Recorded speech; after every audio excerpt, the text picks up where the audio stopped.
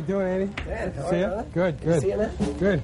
Listen, thanks for co-hosting this week, and no problem. Always good to have you on the show. You've never been on the show, no, right? Okay, anyways, good to have you here. Let's start with introducing the guys in the band. Okay, over here. Mosquito, Simon Brierly. Dan, how are you? The sting of the lethal guitar of the Mosquito.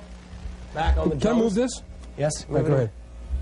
Stumpus, Poundus, Maximus, Glenn Milton. Stumpus, nice to meet you, man. How you doing? Over here, Michael Ronnie Burke. You Dan? Nice to meet you. Good. He's doing well? Excellent. So is the band you use on the road? Yes, these are the boys. Were these guys on the record too? Actually, Simon and Glenn were, and Mike had previous commitments. He was with the Mike Something review. He was with them, was he? Yeah, so we tried to steal him. Tried to steal him, but we couldn't. Are you touring now?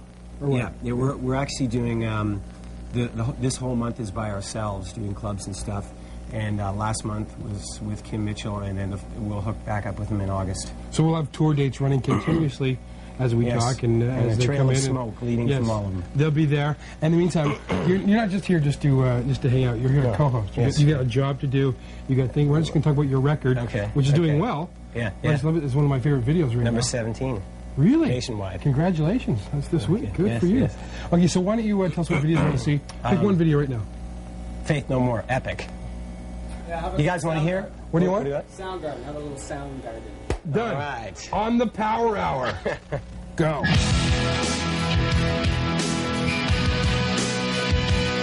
Welcome back to the Power Hour. We're here in Cabbagetown in Toronto in a hot rehearsal studio with Andy Curran.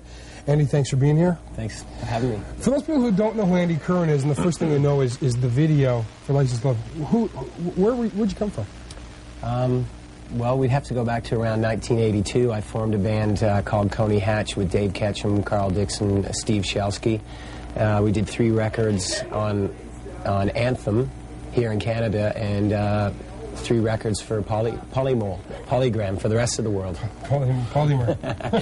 And we did a whole whack of tours: Judas Priest, Crocus, Iron Maiden, Accept, you name it. We played with them.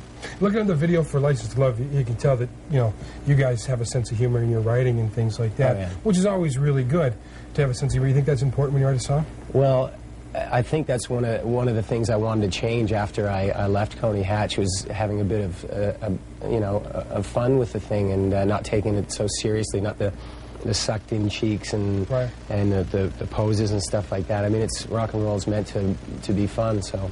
Take it for face value. Yeah. So you've got all this gear around here, the drums and the amps and the cables and the chords, and it's all rock and roll. But what I want to know, what's really burning me up inside is, how do you get those holes in the jeans?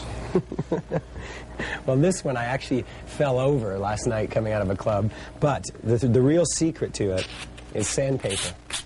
Really? How would Nigel Tufnell from Spinal Tap do it? Well, what Nigel would say is, do you have a piece of gum? If I had gum, this would be even better. Any gum? No gum? Okay, well, we'll go without the gum. Any gum in the other room?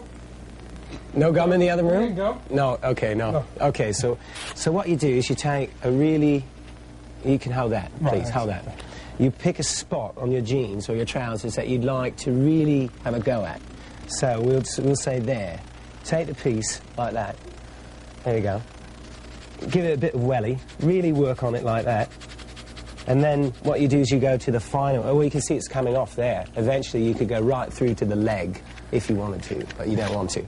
So you do that, then you spit on this, or a little, yeah, go on then. You want me to spit on it? Yeah, go on then. You want me to spit on it? Yeah.